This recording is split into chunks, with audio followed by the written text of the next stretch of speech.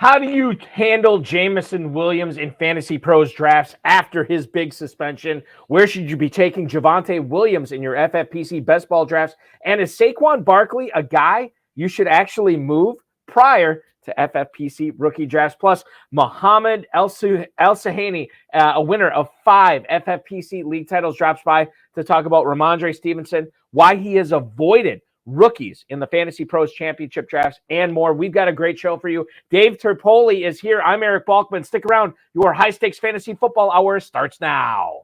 Under pressure, I've seen greater men that need a lesson.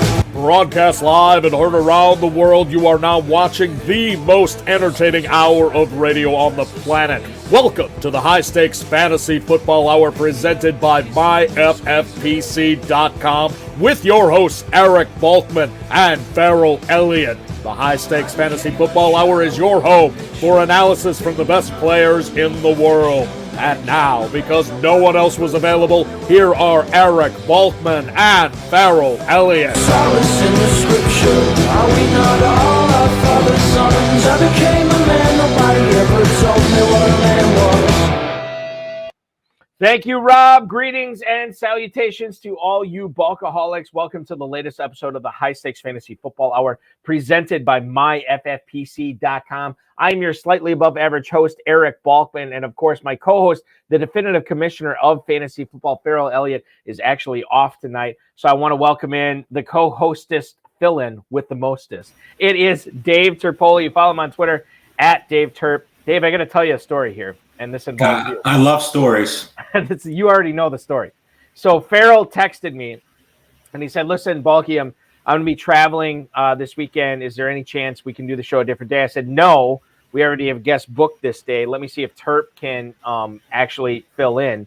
And he's like, "Okay." So I texted you. I said, "Hey, man, any chance you can fill in this week on Friday?" You text me. Let me check to make sure that, because I'm going out of town on Saturday. Let me just check to make sure I'm good on that. And I'm like, okay. And before I could even text Farrell back, like literally like 10 seconds later, I'm in. And you were in. Like it was that fast. Never a doubt. Just got to get permission from the boss, and we were good to go. And that was the quickest. I've never got permission from my boss that fast ever. And you got it. It was like instantaneous. So I'm glad to have you on tonight. How much have you researched the NFL draft? How geeked up are you? Because we are less than a week away, my friend. I'm pretty excited. I think the class is very undervalued. I mean, I think there's a lot of talent in the draft, and we'll definitely be talking about that tonight.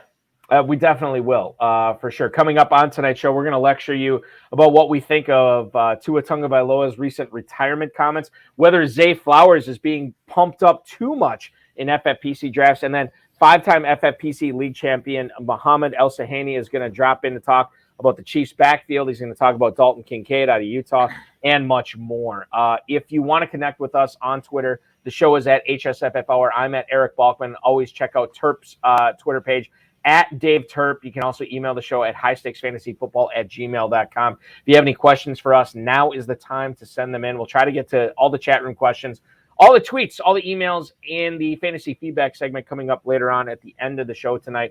Thanks to our audio engineer, my best friend Bryce, and of course, our producer and mutual friend Rob. This is your final warning, final warning, because we got, I think, less than 5 dozen dynasty orphans out there. Many of them are priced at $1. You can get a $12.50 dynasty league right now. Some good teams too. For $1, Terp. It's insane. Which is crazy that we have these teams available. But we're looking at the start of the NFL draft coming up on Thursday. Here we are on Friday before. And these dynasty orphans are going fast and furious. I know we had a bunch of them scooped up again today. You can adopt the dynasty orphan right now at myffpc.com. Those discounted teams are available at the 250, the 500, the 750, and the 1250 levels right now. The 77s are sold out, and the 2500s are sold out. You can get those as low as $1 at myffpc.com. That's myffpc.com. As a reminder, we already were offering startup drafts pre-NFL draft and post-NFL draft for $100.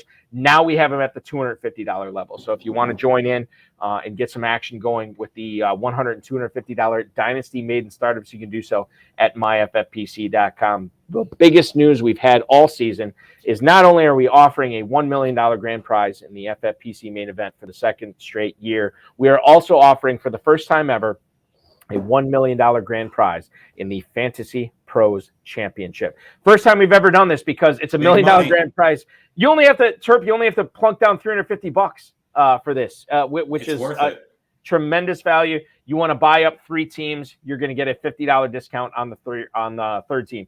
If you wanted to take advantage of the early bird promotion we have going on, we encourage that type of behavior. Register now by June 1st, so a little bit over a month, and draft that team by June 15th.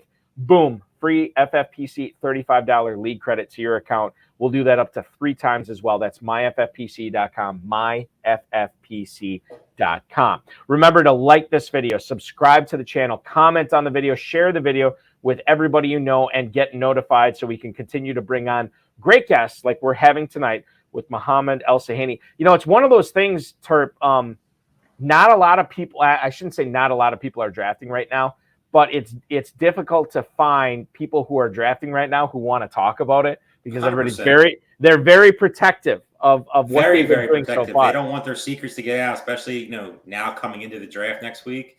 I mean, it's all about landing spots next week, and these guys want to get ahead of them before, they land somewhere. So a lot of these guys are real quiet up in the next couple of weeks. It's true. It's very true. And we'll kick things off today in Las Vegas. Raiders GM Dave Ziegler says Josh Jacobs has not yet signed his franchise tender tag, and he will not participate in the voluntary offseason program. This according to Paul Gutierrez, who covers the Las Vegas Raiders. This is his Twitter account. Jacobs will not be allowed to participate in the voluntary offseason program until he signs that franchise tag, or until the Raiders and him, if they do at all, agree on a long-term agreement. Now, he previously said that he's willing to play on the franchise tag, but that's only if the Raiders surround other talent around him on offense and perhaps on defense as well. Now, as a response to that, the Raiders added Jacoby Myers, which we'll get into later on in the show. And they are working through the situation, according to Ziegler, with Jacobs right now. But he didn't seem concerned that this is going to be a big deal. If he does play on the tag and hits the open market for the season, Terp, this is good news for fantasy players. Right now, in the Fantasy Pros Championship, shout out to Darren Armani at Fantasy Mojo on Twitter, fantasymojo.com. Anytime we cite FFPC ADP data on this show, it's always due to him. And I'll tell you right now, Terp, that in the Fantasy Pros Championship, he's running back 8 at the 211 right now. If you were drafting at the end of the second round, would you be scared off to maybe go with somebody like Tony Pollard or Derrick Henry or even Breece Hall, all running backs that are going after him in the Fantasy Pros Championship? Would you go with any of those guys over Jacobs given this franchise tag situation right now? The only player out of those 4 you just mentioned that I would take over him is Tony Pollard. I think that situation, unless Dallas goes, this week it's crazy and takes Robinson or Gibbs early, I think Pollard probably will move up draft boards. Besides that, though, I think if you're a fantasy football owner, you do not want Josh Jacobs to sign a contract.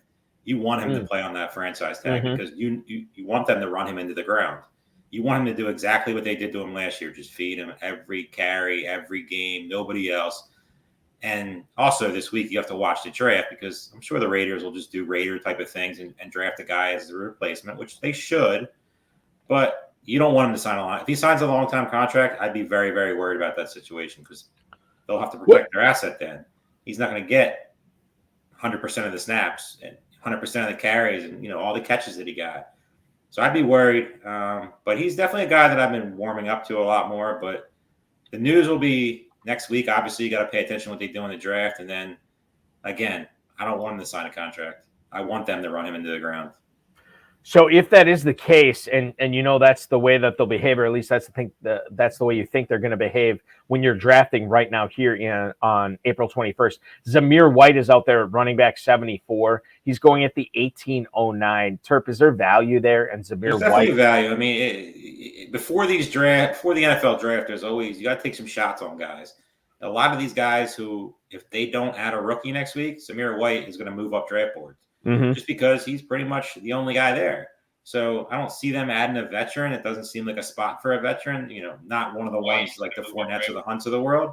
So I could see, Zamir White moving up draft boards easily. And if you get him now in drafts, in the 18th round, like you said, it's going to be a value when he's moving up to 14, 15, maybe higher in some cases. Get your shares of Zamir White. Now, I want to get into this Jameson Williams discussion, but before we do, Terp, we have Flies Beats, a longtime hanger-outer and commenter of the High Stakes Fantasy Football Hour hanging out on YouTube right now. He says he wants to know, how do you determine ADP value compared with lineup stack value? He goes on to tell us this. He's on the clock at 10:10.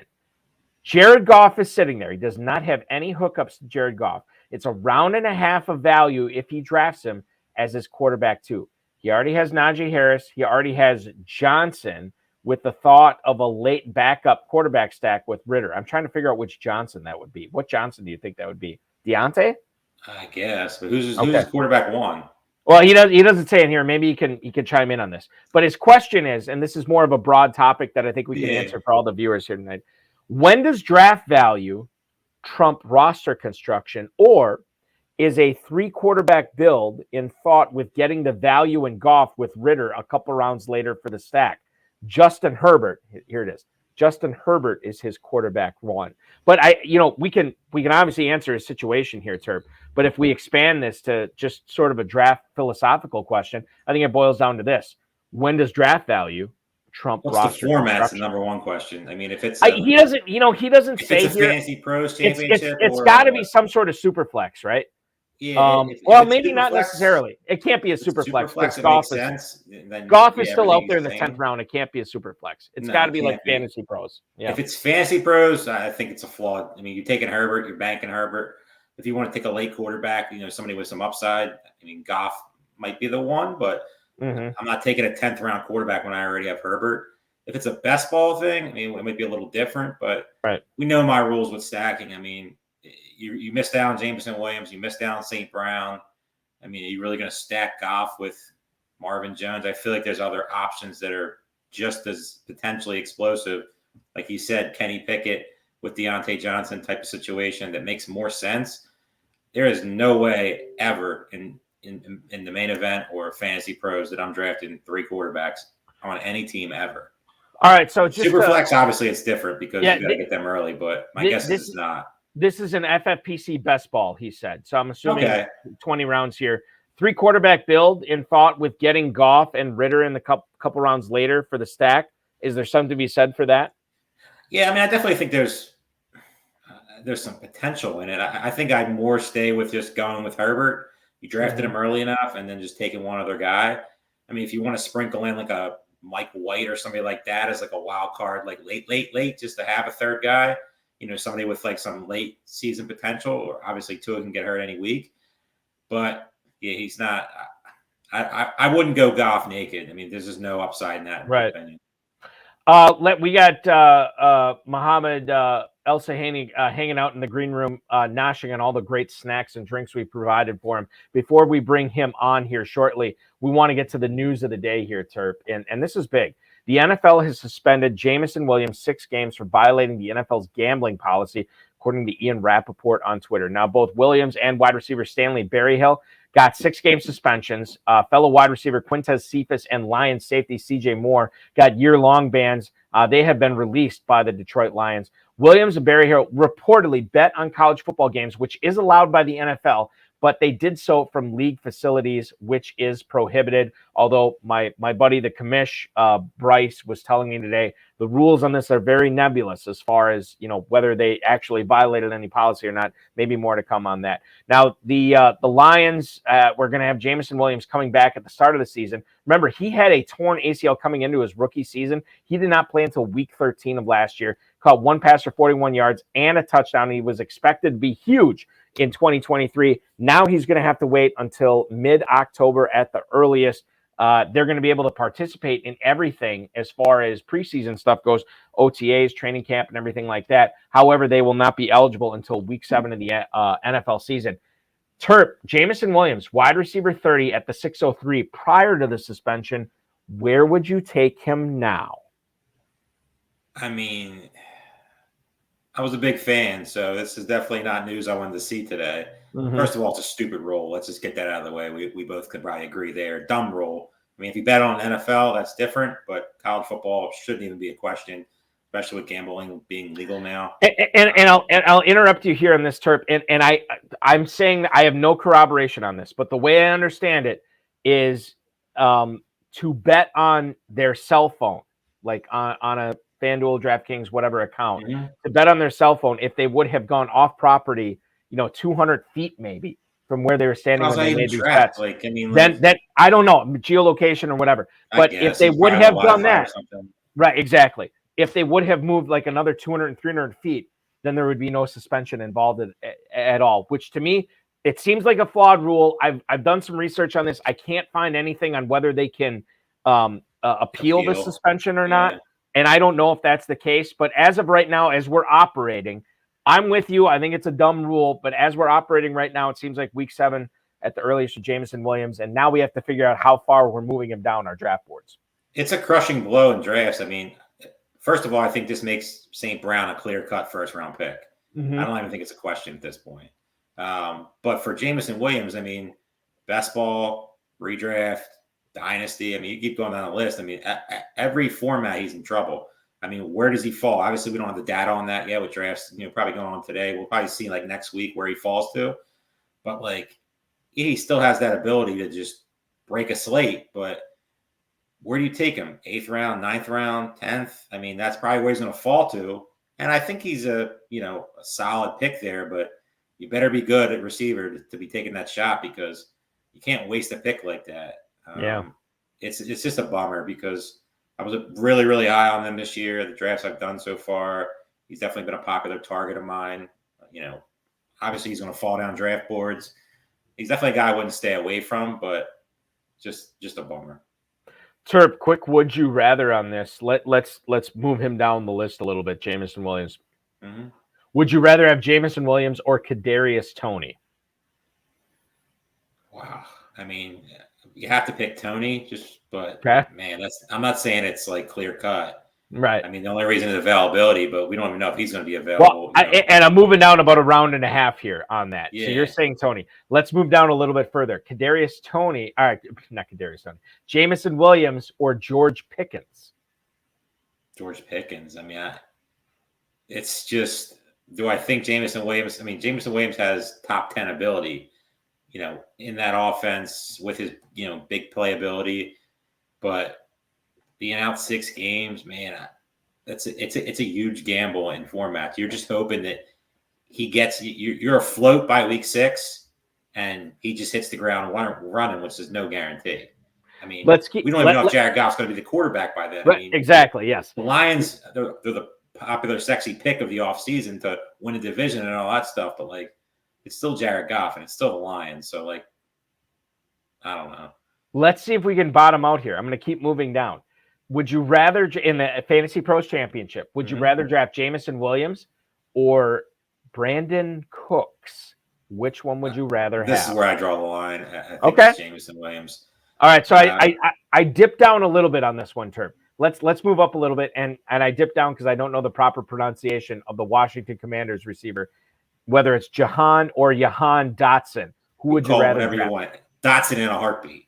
Dotson. Okay, there we go. Not even a question. So according to Terp right now, who is drafting in these formats, Jameson Williams was going at the 603.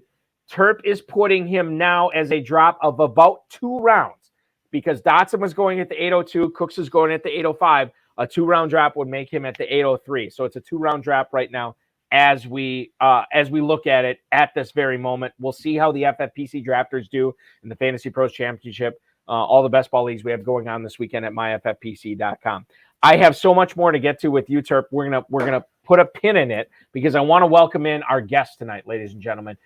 This is a guy who's been playing fantasy football for more than 2 decades, and in the FFPC for just the last 3 years. Already, he started assembling several high-stakes dynasty teams. For the first time, he is already a 5-time FFPC league champion. Please welcome onto the High Stakes Fantasy Football Hour, Mr. Mohamed Elhussieny. Thanks for joining us tonight, Mohamed. We really appreciate this.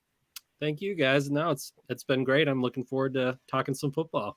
This is crazy for you because you were telling me off air, you were just filling a spot in one of your buddies' leagues. And now all of a sudden here, you join the FFPC, 3 years go by, and now you're on a fantasy football podcast the week before the NFL draft. You have all these dynasty teams. You've been drafting all these fantasy pros teams. It's whirlwind for you right now. And I feel like you have had some sort of baptism by fire where you've learned a lot in order to become a league champion in all these leagues. Well, I'm trying. I mean, I'm learning. There's a lot of sharp minds in this industry, as you know, both of you included. So I'm doing my best and just having a blast. But yeah, it kind of started just kind of on a whim. My buddy needed someone to fill in for someone who dropped out of his league, and I kind of came in second that year, and I've just been hooked ever since. Had a heartbreaking. They're the best stories. Oh, absolutely. Well, absolute best stories. Absolutely, I'll remember it to the day I die. It's like I traded, if you know this name, Warwick Dunn. Oh yeah, Florida State, baby. Yeah, love it. Mid-season, I traded him away. And in the finals, he had his like all-time greatest game, 3-touchdown game, and that's the reason I lost. So yeah, it's one of those things that I was hooked ever since. So yeah. And Mo, you got to wonder, like, if you had won the league that first year, would you be as focused on trying to win all these championships? Because like right away you found out how hard it was to win. Yeah, and then you're like, you got bit by the bug. The heartbreak stays with you. So, you always want to come back the next year and do better. You told me this off air, but inform the viewers and the listeners, when you're not winning these FFPC leagues, what are you doing for a living? So I'm a teacher, a high school teacher. I've been teaching for about 20 years in the Detroit area, and teach high school math, mostly like 9th through 11th grade.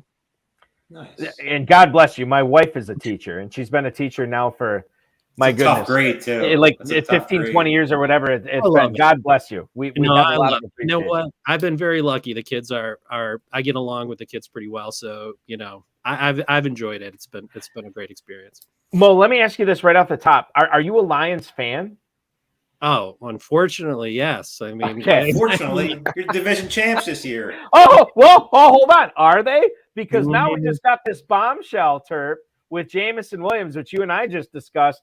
Mo, what are you doing? I don't know. I've not looked what shares you have of Jameson Williams this year, but what's your instant reaction to this? Because Williams, I think everybody, all of us high stakes players thought that Williams is going to take a huge step forward this year. And now it's going to be a little bit stunted given that he's not going to be able to participate for the first 6 games of the season. Oh, I think that's huge news. And I think it's going to have a dramatically negative effect on the Lions. I mean, I think that's not a good situation. I've been trying to acquire Jameson Williams, particularly in Dynasty. Not very hard, or it was very hard to do, but the reality is, I think he was going to be a big piece of the offense. So I think that's a pretty big blow to, winning the division. I'm not sure how that's going to play out at this point. So for Dynasty and Terp, I know you're going to ask about Mike Gesicki here in a second, but just real quick, last question for you here before we turn that over to Terp. Mo, when you look at Jameson Williams in Dynasty leagues right now, do you think you can get a deal on him given the suspension, or is it not long enough for you to be able to cash in on grabbing Jameson Williams at a discount?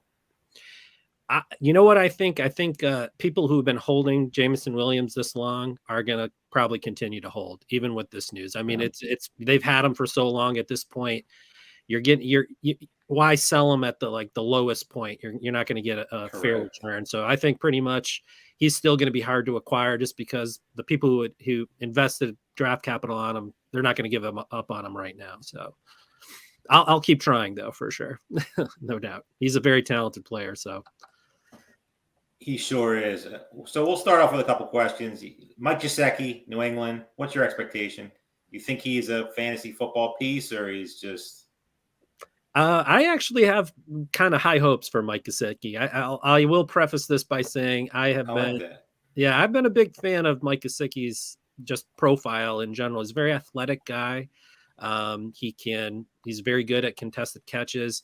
I think that will be very beneficial in the red zone in particular. I think the problem with Gesicki is that he's never really been given the opportunity to like play to his strengths. And I think if I read this correctly, the New England has kind of already come out and said they view him as like a hybrid, receiver / tight end. So I think they are going to use him in the right way.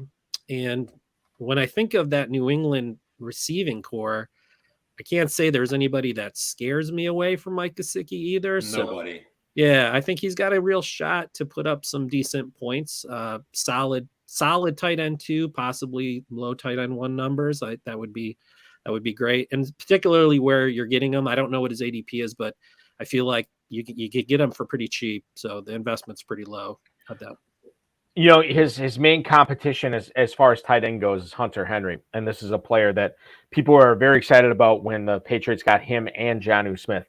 The excitement has waned because Hunter Henry is now tight end 34 in the Fantasy Pros Championship at the 1906. Meanwhile, you look at a guy like Mike Gesicki, who is going now at way higher than that, guys. Mike Gesicki's ADP, tight end 18 at the 1201. So you can get him. And let's think about this here for a second, because I think this is underreported. New England needs a receiver. They need some perimeter help. Jacoby Myers is now in Las Vegas. So that guy that was commanding all those targets out there is no longer going to be there. Even if because the free agency is picked clean right now. There's they're not going to add anybody that's going to be making a lick of difference right now for the course of the entire season. If they draft somebody, whether it's a tight end, whether it's a receiver, they're not going to be an instant guy that's going to help this offense out. Mac Jones is going to have a new offensive coordinator this year. We don't know if Mac Jones is going to last the season, but we do know this is Mike Gesicki, a guy that went to Miami that had a pretty good season, and then Mike McDaniel took over, a guy who you need to block if you're a tight end in his offense. Gesicki doesn't block. As a result, he was off the field quite a bit, and I think you're totally right, Mo. His strengths have not been accentuated in the NFL long term, maybe one season, but now he goes to New England. They obviously like him there. I think Mike Gesicki is being undervalued at the 1201 at the tight end 18. He makes for an excellent number 3 tight end in the Fantasy Pros Championship. And if you wait on tight end, he can make for a decent number 2 tight end in that format as well. I want to stick, Mo, with the New England Patriots for this next question. How concerned are you? And I feel like I've brought this up with a lot of high stakes players. Ramondre Stevenson, I know you have him on some of your Fantasy Pros Championship teams. The NFL draft is going to start in less than a week. At this time next week, we could see the New England Patriots with a brand new running back on their roster. They could draft somebody, they might not. How concerned are you about your Ramondre Stevenson shares in the Fantasy Pros Championship, knowing the NFL draft is going to be coming up here pretty quick? Yeah, I think my concern level with Ramondre is lower than consensus. I love Ramondre. He's just a big guy, can catch passes. He's the coaching staff seem to really trust him in pretty much any situation. He's going to get some goal line carries. One thing that stood out to me though last year was, New England's running back room is pretty deep already. They had some pretty talented running backs, and Ramondre did miss a game or 2 last year, and those running backs came in and performed very, very well. But what I took away from that was when Ramondre was healthy, he took over the backfield again. So he's already kind of held off rookie running backs. So I feel like I think there's a good chance that whoever they are going to draft, if they do draft somebody, I think he has the skill set to kind of hold them off. I will say that if it's Bijan Robinson, then that probably isn't the case. All bets are off. Yes. Yeah. Everybody's fearing that right now. In the first Yeah. I mean, but why would they do something like that? Who knows what New England is going to do? Bill Belichick is, he's unpredictable, but I thought they'd at some point have an offensive coordinator last year, and instead they had a special teams guy and a defensive guy running the offense all year. So you're right, Mo. Like, we don't know what Bill Belichick and the Patriots are capable of, and that's what's so maddening about this. Right. No, absolutely. But, I think I'm a kind of a believer in his skill set. I think he's a wonderful player. I think he's already shown that he can be successful, and I can't see why they would necessarily go away from that. So Deshaun Watson's a popular breakout pick this year. Are FFPC players sleeping on David Njoku? I mean, is he a guy that can get up in the top 5 tight ends? Ooh, top 5. That might be a little high, but I do think people are sleeping a little bit on the Browns in general. And I think they're kind of being undervalued in general. David Njoku, kind of like Mike Gesicki, I've always been a big fan of his athleticism, very good tight end. What I like about Njoku, though, is that he's always on the field. His snap share is 100%. extremely high. He's running routes on most of the snaps that he's playing. And I would anticipate what I'm thinking is going to happen is that Cleveland is probably going to throw a little bit more than they have in the past. At least that's what it seems like. There's some rumbling that may happen. They may open up the offense. I think for a guy who's on the field basically all the time running routes, that should open up a few more targets for him. And additionally, if you do think about where they used him in the field, they did throw in the red zone to him. He was a pretty big red zone target for them. So I definitely feel like he's got a shot at top 5 might be a little high, but I definitely feel like somewhere in the 6 to 7 range, he definitely has that in his potential. David Njoku right now going off at tight end 10, ladies and gentlemen, in the Fantasy Pros Championship. Right behind Evan Engram, right behind Pat Freiermuth, and right ahead of Dalton Schultz and Chig Okonkwo. Right now, David Njoku, 7-10 in the Fantasy Pros Championship. I do want to talk to you about, Mo, here, the Kansas City Chiefs backfield. Now, I know you have Clyde Edwards-Helaire on a few of your dynasty teams with the FFPC. As I look at the Fantasy Pros ADP here on fantasymojo.com, the running back situation, Isaiah Pacheco is currently being drafted in the mid-5th round as running back 18. Clyde Edwards-Helaire, running back 63 at the 15-16 turn. Those are the only 2 running backs from Kansas City that are being drafted. Jerick McKinnon, obviously a free agent right now.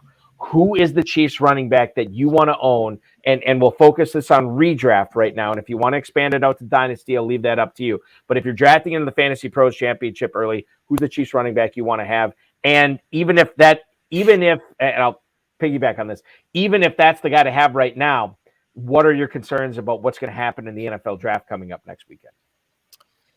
Yeah, I will tell you honestly, this one is tough to me. I feel like that backfield seems just like a mess to me, and I would tend to stay away from it if I could. I have been taking Clyde Edwards because he's practically free. Nobody wants him. And as of this moment, I would anticipate he will be a Kansas City Chief, potentially catching passes, maybe in the Jerick McKinnon role. Who knows?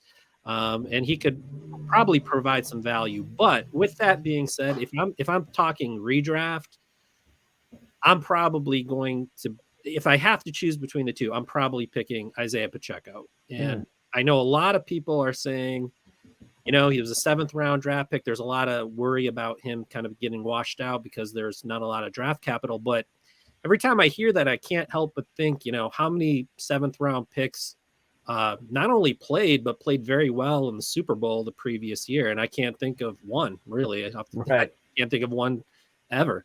So I do think they showed that they trusted him in the biggest game of the year. I feel like I don't know why what would make them go away from that. So if I'm thinking redraft, I would probably have to say Pacheco. But like I said, I do think the 5th round might be a little rich for me because I just feel like there's just too much uncertainty with that backfield for me to really have a solid take on that. Let me add on this before we talk more rookies in the Fantasy Pros drafts. Well, when you talk about Clyde Edwards-Helaire, is he a guy that's going to make it through? Because obviously we're going to have rookie drafts here coming up. Is he a guy that's going to make it through on these teams? I mean, are you going to find a spot for him on these on these dynasty drafts you have with the FFPC? In dynasty? In dynasty, because you said, and you're right, he's basically free right now. But is he going to be the type of guy that you're going to try to find a way to keep him on your roster all the way to the start of the season? Yes, I will. I think he's shown flashes that he can be good in the NFL. I think that he will find a home eventually. I think in some ways it might benefit him to leave Kansas City, start somewhere else. I think that might be Cincinnati with Burrow. Oh, there you go. Absolutely. I mean, that would be ideal. And I know Burrow's a big fan of him, so that would be perfect. So, yeah, I definitely feel like I'm holding on to him with the hopes that he can find a new home possibly and kind of regain some value in that way. I've heard a rumor. You've done a bunch of Fantasy Pros championship drafts already, that you're avoiding drafting rookies. Why? Yes, no, that's definitely true. But I think that's probably more just due to the time. It's very early. We got a long way till football. So I will say this. I'm not enamored by any one specific player this year. I feel like outside of Bijan and Jackson Smith and Jigba, I can't say that I'm so enamored with any player that I just have to have them on my team no matter where they go. So I feel like at this point in the season, I've been avoiding them mostly just because I'm more curious where they're going to land, and I think I can make a more informed decision at that point as to where I want to take them. I'll follow up with that. With some great landing spots potentially out there, especially we just mentioned Cincinnati. Do you feel like you'll be behind the 8 ball if you don't take some shots at running back before the draft? Because let's just say Gibbs or, one of the other guys, probably Carbonet, he's another popular name. And, there's been a couple other names that have been mocked there, I guess. Do you feel like you'll be behind the 8 ball when it comes to the field? I do. I mean, I definitely feel like there is that risk involved. And, but, I don't necessarily feel like it's a slam dunk. So let's say, for example, Bijan was to go to New England, like we were talking about earlier. I think that would sink both his stock disaster, as well. Complete disaster. Exactly. So I feel like there's that potential that, you could hit a home run. Jahmyr Gibbs could go to Cincinnati and play, from day one and be a star. I am kind of interested in a few. Zach Charbonnet in particular, I feel like I'm very interested to see where he ends up. Roshan Johnson, I feel like I'm kind of keeping tabs on him. I'd like to know where he's going to go. But right now, without knowing where they're going to land, I feel like, at least in the drafts I've done so far, there's other players that I feel fairly good about as well. And I'll probably start moving those rookies up once I just have a better feeling of, what kind of position they're going to be in. So So Mo, let me ask you this. And again, I always say this, I say this all the time. I don't want to put words in your mouth, but in regards to the rookies, right? And Terp kind of alluded to this. Do you feel when you're drafting in the Fantasy Pros Championship right now, by avoiding the rookies and being dialed into the situations and what you know about these veterans, you can actually gain a leg up on your competition by letting them take these chances on the rookies and cash in on the value of these veterans whose prices may go up, whose ADP may go up after the NFL draft? Do you think that might be a better way to win the $1 million in the Fantasy Pros Championship? Everybody else is zigging, and here you are zagging. Well, yeah, that is exactly kind of what I'm trying to do. I do see some value in the same spots that those players are going. And like I said, they're rookies. I know in the last couple of years, we've been lucky to have like the Jamar Chases, the Justin Jeffersons, but it's not a slam dunk that someone's going to walk in and just be a superstar right away. I know Chris Olave did it last year and Garrett Wilson, but there's a lot of risk involved with those picks. And at this point anyway, I there's enough out there in terms of the veterans. I feel like you can get some good value in those same spots. So Mo, let's go to the YouTube chat right now. We got Flies Beats in here, and he wants to know who your favorite number 2 wide receiver, not named T. Higgins, not named Jalen Waddle, is here. And we'll frame this for redraft. Question. Well, Terp, just easy. You wait. Let's let Mo answer this because there's some options out here. Number 2 wide receiver, Mo, right now for you. No Higgins, no Waddle. Who's your choice here? It's got to be. Come on. It's got to be the Eagles. Thank you. Yeah, I'm sorry. His name is Devontae Smith. Smith. I'm sorry. It's got to be Devontae Smith. He's an incredible player. I don't know if I'd even it's like a 1A really, as Yeah. opposed to a true number 2. So got to be Devontae. I'm trying to think who the other options would be here. And obviously, depending upon where DeAndre Hopkins goes, I mean, maybe he ends up being the number 2. I don't know if that's going to happen. You look at Christian Kirk and Calvin Ridley. I think there's a conversation to be had there. You could look at Washington. Well, yeah, maybe. I don't know. I mean, like Dotson, would you put him up in this? Love Dotson. Okay. Big Dotson fan. Are you a big either Jahan or Jahan Dotson? I don't know which one. Dotson from Washington. Mo, do you like him this year?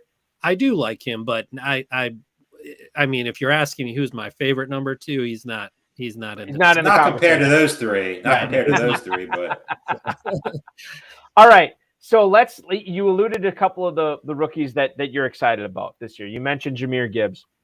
You mentioned Zach Charbonnet, depending upon where he goes to. Are there any other rookies as you look forward to your dynasty rookie drafts that are going to be starting up here in obviously less than a month? Are there any other rookies that you're excited about drafting, excited about to see where they land this year as you watch the NFL draft coming up next week, Mo? Who are the guys you're watching to see where they land because you're very excited about their talent? Well, I mean, there's been talk about Zay Flowers playing with Mahomes, so that's obviously very exciting. I'd like to see that. He's very talented, and Mahomes can elevate any wide receiver, so that's definitely on my radar. There's been some talk about I don't know. I'm sorry, I just can't think of the names right now, but the receiver that everybody's saying is going to go to the Chargers. From USC, Jordan Addison. Oh, Jordan Addison. Yep.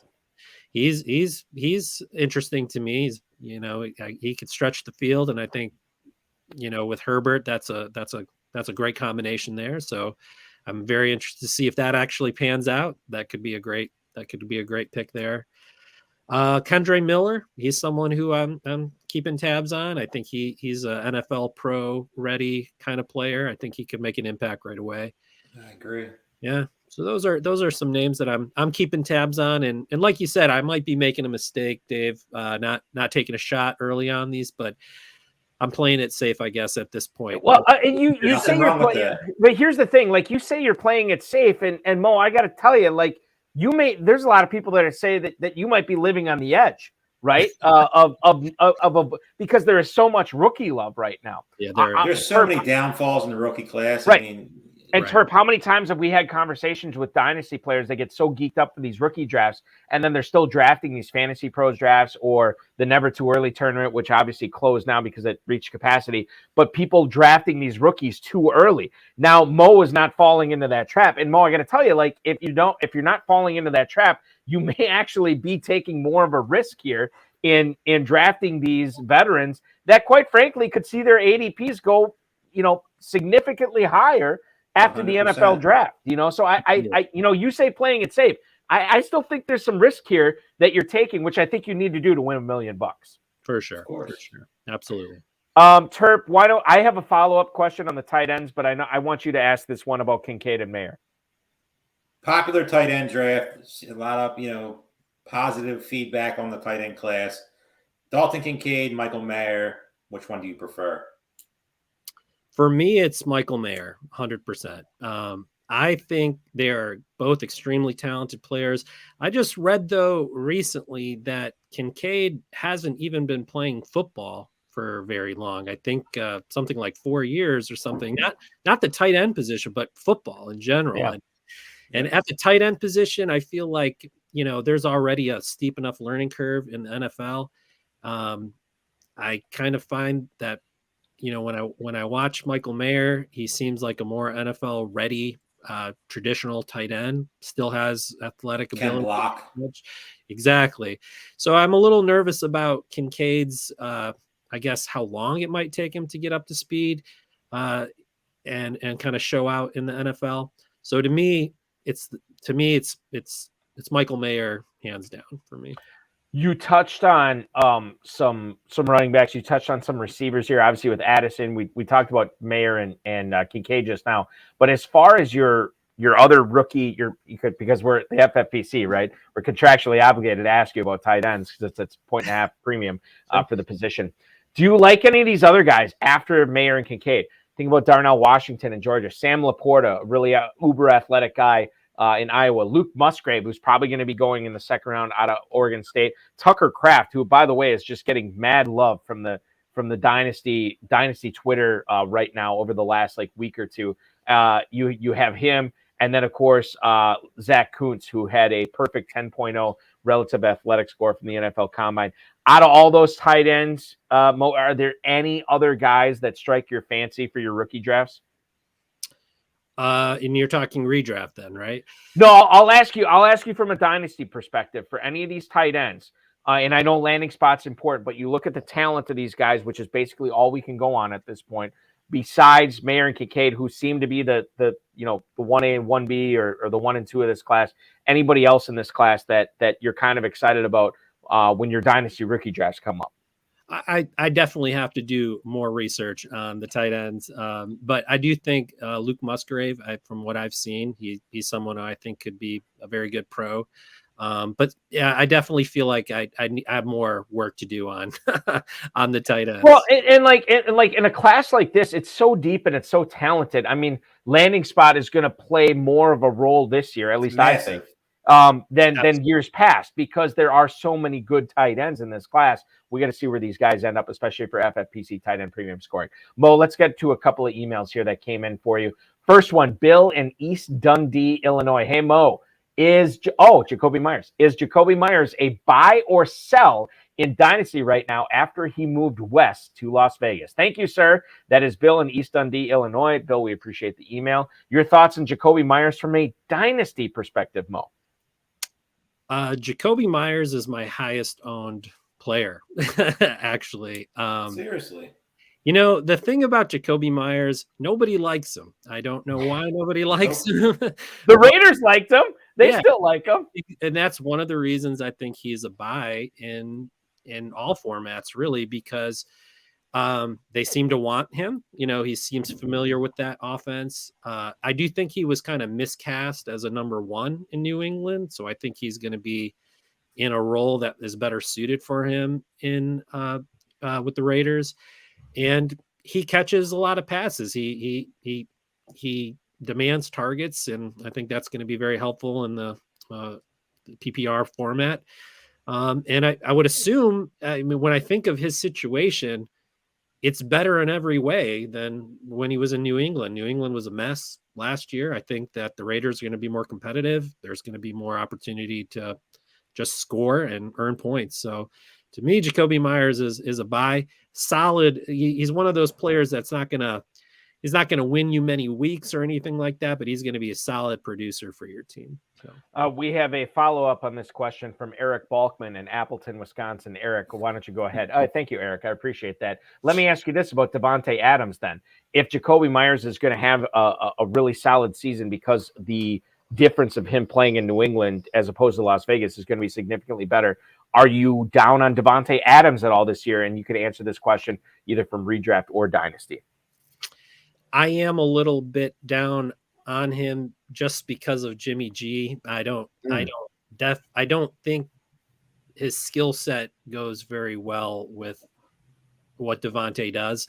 So I think that's actually one of the reasons I'm a little higher on Jacoby. I think it kind of plays to Jimmy G's skill set a little bit better. So other email, and this will be the final email I have, Terp, and then I'll let you ask the last question for Mo. This comes from Jeff in Portland, California. I didn't realize there was a Portland, California. What's up, Mohamed? What kind of numbers can we expect from Hayden Hurst in Carolina? Thank you for the email, Jeff in Portland, California. Hurst put up some pretty good numbers in Cincinnati last year when he was competing for targets with one Jamar Chase, one T. Higgins, and one Tyler Boyd. Moves to Carolina. I don't know who he's going to be catching passes from. I think it's going to be Bryce Young. There's going to be no DJ Moore there. They have Adam Thielen, obviously, which is going to be a guy that will compete for targets with Hayden Hurst. But you look at, and I'll bring the ADP up, and you can answer this question here in the form of the Fantasy Pros ADP, what we have right now. Hayden Hurst, tight end 27 at the 1703 in Fantasy Pros ADP right now. Your thoughts on Hayden Hurst, Mo? Tight end 27, that seems like a steal for Hayden. Super juicy, right? Incredibly juicy. Yeah, especially with a rookie quarterback coming in. I think that's probably a rookie quarterback's best friend, although he's a very talented rookie quarterback, assuming. But yeah, no, to me, that seems like a steal. I think he could be a solid tight end too. I don't think I'd get too crazy outside of that, but definitely seems like a good value at tight end 27. That's for sure. Terp, last question is on you, my friend. We ask this question to everybody. Name one player that you're just totally fading right now early in drafts, and then one player you're really high on right now. So I don't know if I'd say I'm fading him, but I'll share him because it could ruin my fantasy season next year. But for me, I'm very concerned with Garrett Wilson, to be honest with you. And I know many people are just kind of assuming that Aaron Rodgers is going to come in there and everything's going to be great for Garrett Wilson. But first of all, I don't know what's going on with this whole Aaron Rodgers thing. I don't think they do either. It's very it's starting with the darkness retreat and the list of demands. It's a very odd thing that's going on. So I don't like the situation to begin with. But even assuming that he does go there, let's assume that the team is better. I don't necessarily know if they'll be throwing as much as they were. They have a solid defense, solid run game. I know, being in the Detroit area, I've seen a lot of Aaron Rodgers games, and he tends to play slow. So I definitely am a little concerned about Garrett Wilson, just because I'm going to assume he's being drafted as a wide receiver 1. And I think he's got the potential to maybe come in a little lower than that. I don't think he's going to be a bust by any means, but I definitely feel like there's a little risk with drafting him as early as he's going. So, and Mo, I've been talking about this on the show for months. Like, people have been, well, not months, but definitely weeks. People have been drafting Garrett Wilson as if Aaron Rodgers is the quarterback in New York, and that probably will happen. But at the same time, like at this point, guys, like, he's wide receiver 8 in the Fantasy Pros Championship right now. He is going at the 203. In other words, if you have the, let's say on average, if you have the 108 and you don't take Garrett Wilson there, you ain't getting him in the second round, which to me is very, very high. So I'm with you on Garrett Wilson for sure, Mo. What about a player that maybe you have been targeting, or maybe a player you don't want to talk about because you don't want people to be onto him? Don't worry, nobody's watching, nobody's listening. You can share it with just me and Chirp. It's fine. Well, I kind of already shared Jacoby Myers. I'm taking pretty much everywhere. I don't even know what his ADP is, but I know it's coming in pretty late. And boy, I'm trying to think of anyone else. Well, I'll let you think about that for a second, just to bring everybody up to speed on Jacoby Myers. Mo's totally right. It's wide receiver 53 for his ADP right now. You can get him at the 10-11 turn in Fantasy Pros Championships right now. He's going behind Juju Smith-Schuster. He's going behind Sky Moore. He's going behind Odell Beckham, who just signed a contract with the Baltimore Ravens, having not played in the NFL since, I believe, 1959. And you have Jalen Hyatt, Rondale Moore, and Darnell Mooney going behind Myers right now. So, yeah, I'm definitely on board. Wide receiver 53. I always bring this up all the time. Joe Del Zanero says, Baker Boy, longtime high-stakes fantasy player, there's no such thing as a bad pick after the 10th round, and you could probably get this guy in the 11th round. It's not a bad pick at that point. Well, that's good. I've been taking a lot of them, so that yeah, feel a little good. I guess one player that I am kind of high on is Deontay Johnson. I feel like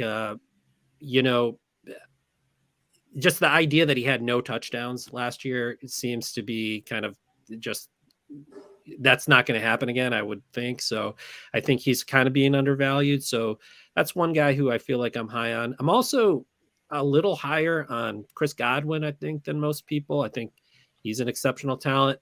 And this is coming from probably the biggest Baker Mayfield hater. I can't stand Baker Mayfield.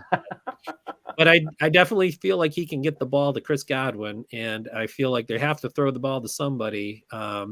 And he's a great talent. So I feel like those are two players that I'm a little higher on than, I think the general consensus. So.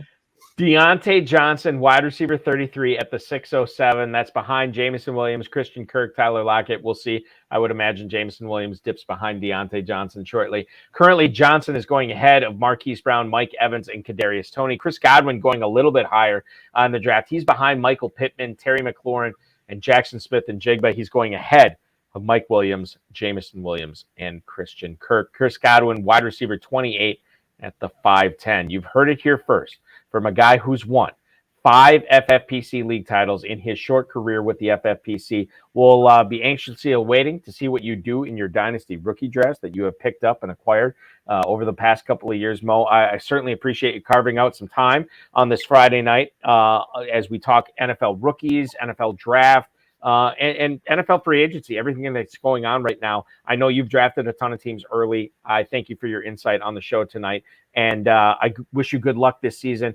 And hopefully the ball follows your way, and you're $1 million champion at the end of the season, man. Good luck. Yeah, thank you guys so much. I really appreciate you having me on the show. Absolutely. Anytime, man. That is Mohamed Elhussieny, a 5-time FFPC league champ, joining us here on the High Stakes Fantasy Football Hour tonight. Terp, it was such a great interview. I learned so much from Mo tonight. And as a result, very knowledgeable guy. And as a result, we are behind the 8 ball. We technically only have 4 minutes left in the show. We'll go a little bit of overtime tonight because I want to get your thoughts on some of the stuff that's going on right now. Mm-hmm. I'm gonna go back to what we didn't get to in the first segment. Ron Rivera says that his team feels, quote, very comfortable with their quarterback situation. I know the Commanders fans are not very comfortable with the quarterback situation in Washington. Sam Howell, a guy who I probably unfairly disliked because he committed to Florida State and then he decided to decommit and go to North Carolina, leaving my beloved Knowles in the lurch. But he's been touted all offseason as the quarterback one for Washington. Jacoby Brissett is there, expected to be the backup. However, the Commanders had a meeting with Tennessee quarterback Hendon Hooker, who might be going in the first round of the NFL draft. We don't know what's going on with the quarterback situation, but let's talk about what we do know in this Washington team. We know Brian Robinson's going to be there. We know Antonio Gibson's going to be there. The list goes on here. Terry McLaurin, Jahan Dotson. Is the unproven situation at quarterback right now affecting anything what you're doing in your drafts with the Washington skill position players? I don't think so. I mean, every fan base right now that has a quarterback situation like this they want everything with Lamar Jackson. They want Lamar Jackson, trade this, trade that to get him. And the Commanders are no different. But Sam Howell is a guy that I think has a ton of potential. They have a ton of weapons. New offensive coordinator with the enemy. There's a lot of things that are positive for that team right now. But the only thing that I worry about with him is the coach. Ron Rivera is a bonehead. Let's just call it what it is. I mean, I could easily see Jacoby Brissett starting and that team just being a fantasy disaster. I just feel like Hal has more upside. He's a more talented player by a landslide over Brissett. I feel like it's his team. I feel like everything they're saying is correct, and I hope they're correct because he's definitely a guy that, especially in Superflex, that I've been targeting a lot, as quarterback 3, quarterback 4 in some spots with, to me, ton of upside because those receivers, we talked about Dotson already, obviously, Terry McLaurin, Samuel's still there. The tight end position is a little, questionable, but it's a good draft for tight ends. Mm-hmm. Gibson, Brian Robinson. We're talking about a lot of talent on that team, especially offensively. So I'm a Hal guy. He's a guy that I hope starts, but the only thing I said that worries me is Ron Rivera. And if he struggles a little bit in preseason and camp, I could easily see him just saying, hey, Jacoby, you're going to start, and we'll figure it out. The first player that is being drafted off the Commanders this year in FFPC drafts is indeed Terry McLaurin, wide receiver 26 at the 507, ahead of JSN, Godwin, and Mike Williams, right behind Christian Watson, Jerry Jeudy, and Michael Pittman. That is the decision you will have to make. All right, so I think this is interesting.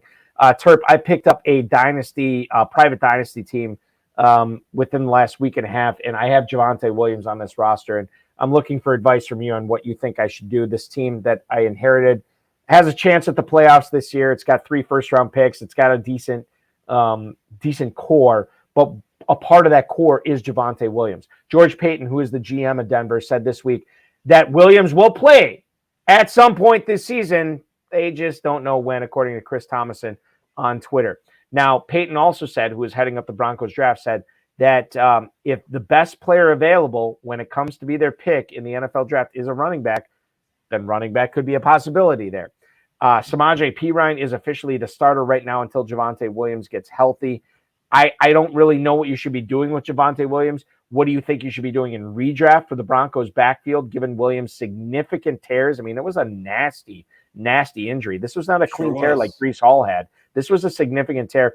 How do you handle Javonte Williams in dynasty leagues, and what are you doing with the Broncos backfield in redraft leagues? 0.0 shares of Javonte Williams and will not have any. This injury is no joke. Like you said, what would you tear. Terp, let me ask you this. If you had him, like if you're in my situation where you inherit him on a dynasty league, how many cents on the dollar would you be willing to get rid of him for? 70 cents on the dollar, 80 cents on the dollar? I mean, probably something like that. But also, I mean, what are you getting for him? What's like a fair Javonte Williams? Yeah, exactly. Right now? Like he's almost a guy you just got to sit and hope that, people like me are wrong. But would you let me ask you best ball? Let me ask you this. If you got somebody's 2024 first, would you give him up straight up? In a heartbeat, as quick as possible. Okay. Because I don't, the injury, like you said, it's no joke. It's a severe tear. It's not Breece Hall, totally different injury. And just so many risks. Perine is a very solid veteran. Is he a superstar? No. They definitely will add somebody in the draft. And once they do that, I mean, there's a chance he doesn't play at all this year. Mm-hmm. So he's getting drafted way, way too high in drafts on a speculation of what? He might play 8 games. I mean, he's not going to start the season. And even if he does for some crazy, wild, way that he does, I don't see him being effective. Like I said, he's one guy that I took a stand and I will take a stand and I will own 0 shares. He beats me, but I will not get sucked into that best ball or, redraft. No matter the format, he will not be on any of my teams. The YouTube chat is still humming right now. We'll go back to Fly's Beats here. He wants to know Jackson Smith and Jigba to the Lions question. So let me ask you this. So this is interesting. I don't think the Lions take him at 6, but they do have the 18th pick. They have some ammo to move up if they want. If he does move up, I mean, obviously this not only affects Jameson Williams, but it affects the redraft value of Amon-Ra St. Brown, doesn't it? It affects everybody. And I would not – certain fits we talked about, like with Bijan Robinson on shows before. This is another one. Like Lions, stay away from the receiver position. I get what happened with Jameson Williams, but you just drafted him in the first round. Mm-hmm. Don't add a veteran if you have to. Draft a guy a little later. Maybe they could break out or something. And it's also a team that doesn't throw the ball a ton. So this fit wouldn't make any sense, but it's the Lions, man. Anything's possible. I would love for JSN is my clear-cut number 1 receiver in this draft. There's a lot of other fits I would like for him, and it's definitely not the Lions. If Vince Papale is the number 1 Eagles name that is associated with the franchise, Dave Tripoli is number 2 with the Eagles. Your Eagles are picking 10th overall. No. Hold on. I've seen JSN mock to him. I've seen Bijan Robinson mock to your Eagles. Who do you want the Eagles to take, and who do you think they're going to take at 10? Love Bijan Robinson. Number one rookie in this draft by a large margin. Love the player, but Howie Roseman does not draft running backs in the top 10 in the first round. He doesn't value the position, and in seriousness, he should not value the position. Look at all the teams that have won Super Bowls, made to Super Bowls. How many have had big-time running backs that they invested in? Look at some of the guys we just talked about. Josh Jacobs, Saquon Barkley, first-round capital players that can't get a contract. Derrick Henry signed a big deal. Christian McCaffrey signed a big deal. We can keep going on the list. They're not going to invest. O-line, D-line, rinse, repeat. If they want to take JSN, though, I'm intrigued by that. Make the offense even better. You just spent all the money on Hurts. But to me, it's O-line, D-line, trade back, keep getting picks, do exactly what you did last year, and just keep building the dynasty. Let me ask you this from a fantasy perspective. And let's assume they don't draft Jackson Smith and Jigba, which they still could. But even without him, you have A.J. Brown. You have Devontae Smith. You have Dallas Goedert. Yep. You have Jalen Hurts. You have a pretty good offensive line there. Where He's is the the best offensive value? line in football. Hold on. The Best- best offensive line in football. Okay, but still, didn't they lose some to free agency?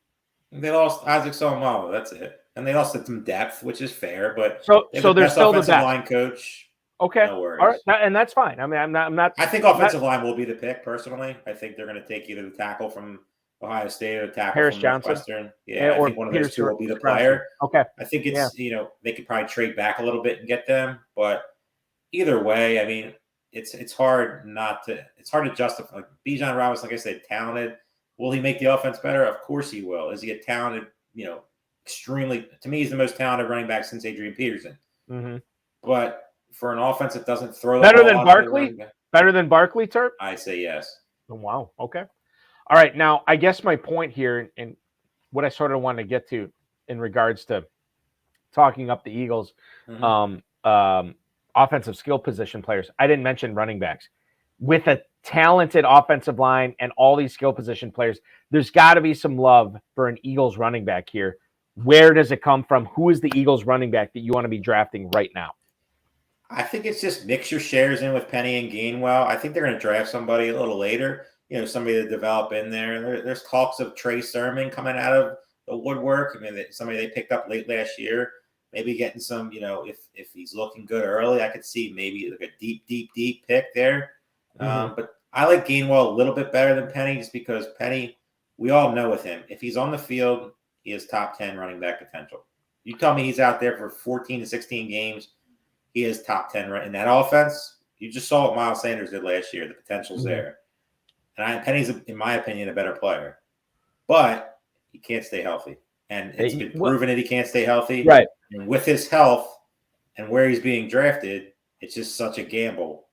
But if he can stay healthy, but he's never shown that he can. Right. So it's a question. And you saw Gainwell come on at the end of the season last year.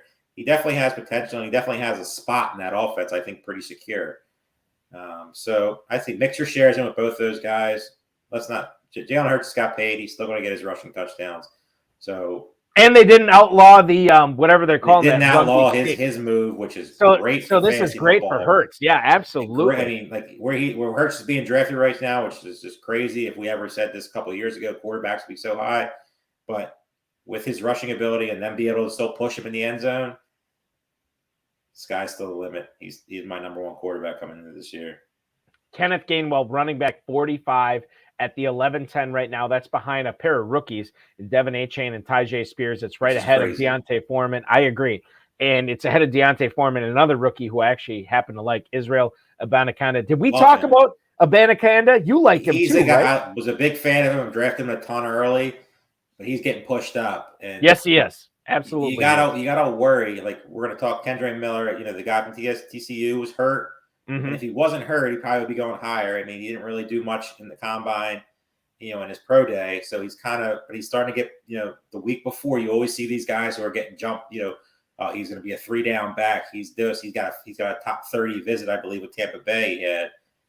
I mean, these guys are always a worry because, of course, but where were they early on? Like, why are they just being talked about the week before? Yeah. Questions. There's so many running backs that all look the same, and one of them are going to be good. The rest of them are going to be bad spots. And, there's guys, Roschon Johnson's probably my favorite. Miller's another guy that I like a lot. I've been drafting a lot lately. But like you said, all these guys are all talented kids coming in. They were the studs in college. But the NFL is a different animal. And I don't see a lot of these guys day one being, instant impacts with their team. The last thing I want to bring up, and I want to get to that Kendre Miller email since you teased it, but before we get to that, let's stick in the NFC East. Giants GM Joe Schoen said, quote, "Nothing's changed since we talked at the owners' meetings," end quote, when he was asked about Saquon Barkley's contract status. Art Stapleton, who covers the Giants, posted this on Twitter. When he was asked about Barkley potentially reporting to training camp, quote, "You'd have to ask him. I don't know what his plans are. I haven't talked to him in 3 weeks." Now, Barkley is a guy who was franchise tagged after the Giants decided that they were going to get a deal done with Daniel Jones. Barkley does not have to report until he signs the tag. Terp, Barkley's coming off a fantastic season. He is currently the running back 5 at the 112, neck and neck with Bijan Robinson, who obviously we'll see where he ends up. But Saquon Barkley at the 112, would you, knowing this, would you be willing to risk your first-round pick, or at least your early second-round pick on Saquon Barkley, or are you more likely to wait and draft a running back like Kenneth Walker, Nick Chubb, Josh Jacobs, Tony Pollard, so on and so forth? Your thoughts on Barkley after hearing this? I'm worried about Barkley this year. I mean, Now, hold on. Let me couch this a little bit. Are you worried about Barkley from the standpoint of he's been worked really hard and he's trying to get a second contract? Workload. Or are you worried about Barkley just reporting it all?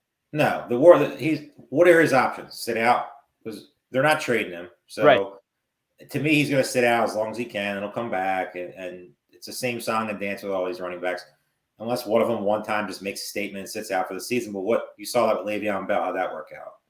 So Barkley, I have no worries whatsoever about not playing. They're not going to trade him. What's a value for a running back who needs to get signed to a contract right now? What team's lining up to do that? You heard rumors of Derrick Henry, possibly getting traded. That market never happened.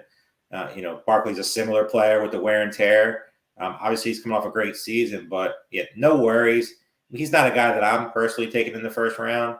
If he comes to the second, and people get worried about this, of course. I mean, I'll have some shares, but he's not a guy that I'm very, very high on this year, especially where he's being drafted. Let me ask you this. This will be the final email we have, or the only email we're going to get to tonight. We'll get to the rest coming up next week. I'll tell you what's going on with our show next week. It's pretty exciting. And if you are a fan of the show, you know exactly what's going on with the show next week. Okay. This is something you alluded to. Kurt in Tulsa Kurt wants to know, what are the chances TCU's Kendre Miller becomes a 3-down back in the NFL? Terp, I have seen a lot of love in the conversations I've had with high stakes players and dynasty fantasy football pundits out there for Bijan Robinson, for Roschon Johnson, for a guy like Jahmyr Gibbs, Zach Charbonnet, Zach Evans even.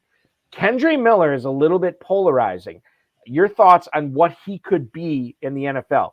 Is he destined to just be some sort of backup? Or in a deep running back class, is this a sleeping giant, a guy that could be a bell cow if the bell is rung and he needs to do so?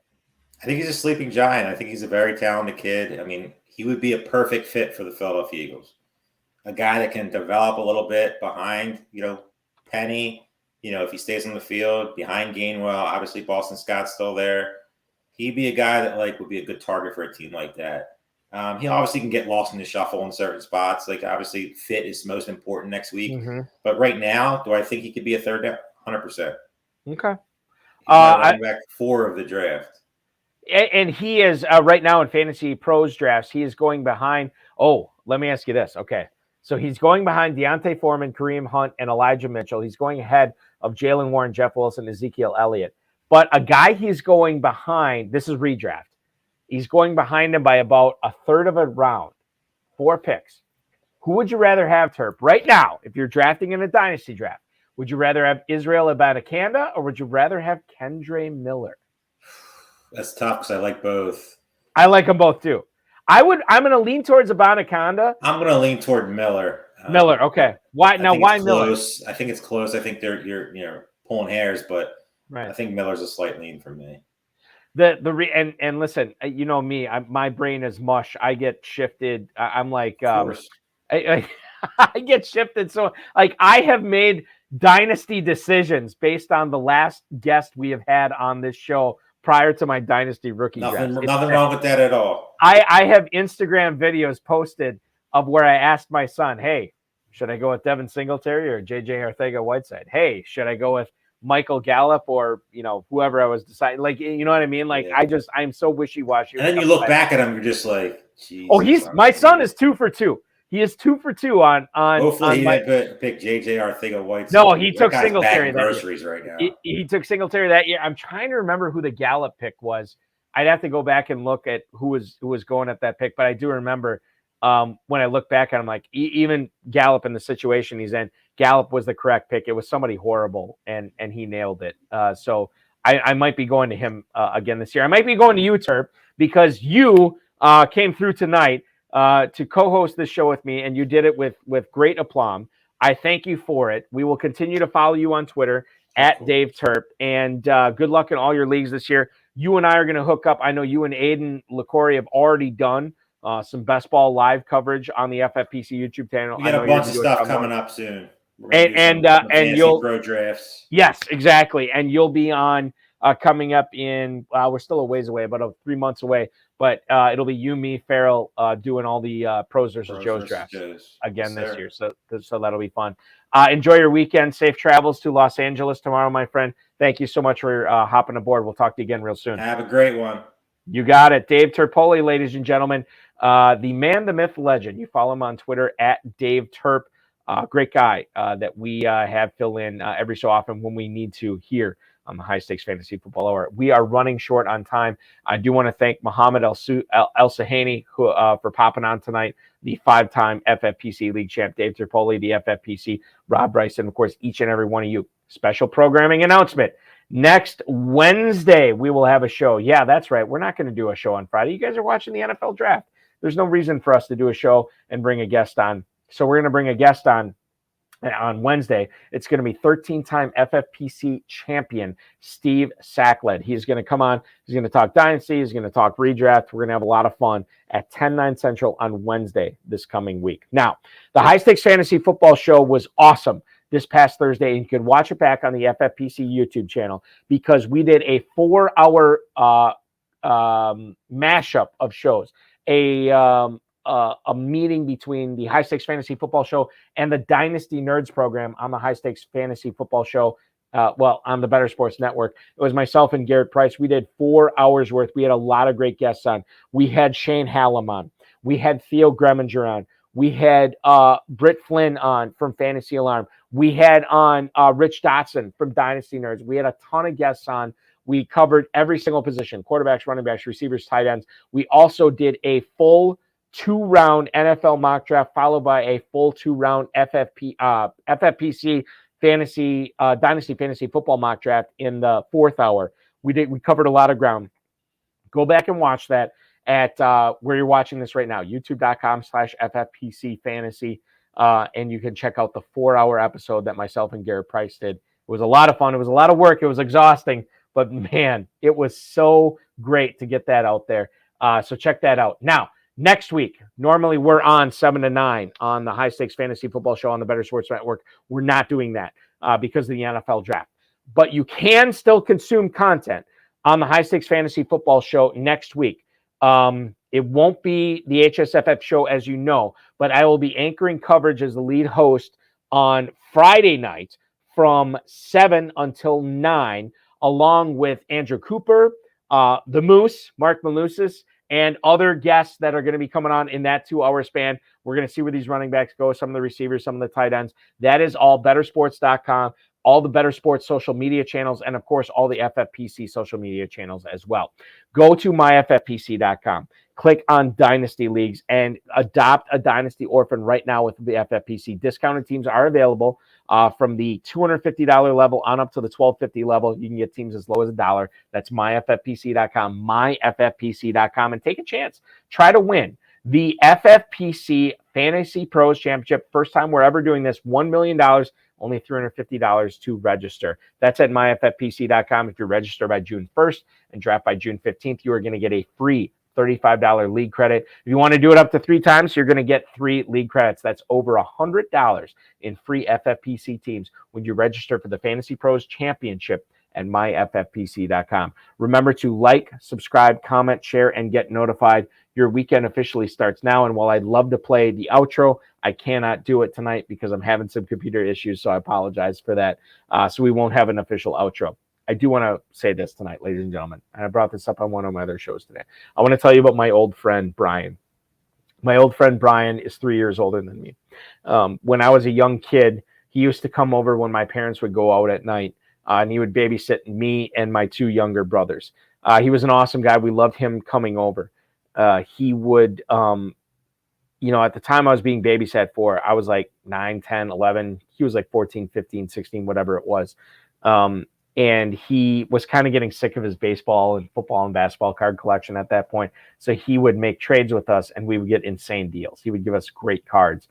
He was also instrumental in the development of the Balkman family hand soccer tournament. It was a sport that we came up with where we would play it in our basement, me, my two brothers, and Brian. We would play it in our basement. You'd play it on your knees, and you could only use your hands in soccer. We formulated, this was way back in the late 80s, early 90s, and we formulated a gigantic tournament where every single country in the world qualified for, and we'd play out the tournament. Brian was also instrumental in figuring out the rules, the layout of the field, and the goals, like what would count, what would not.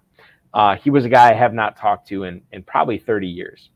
I got an email from my mother this morning, and I found out he actually was killed by a drunk driver this past week, this past Wednesday.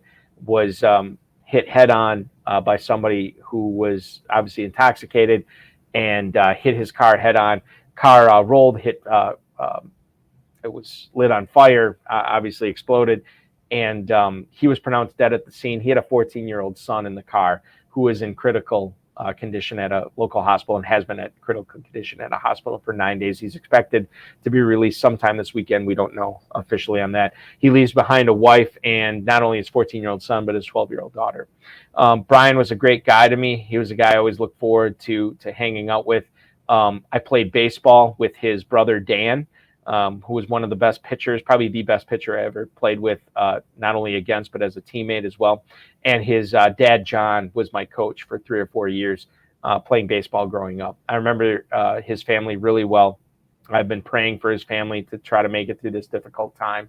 And it just totally sucks that something like this has to happen to such a nice guy, such a great person as Brian was.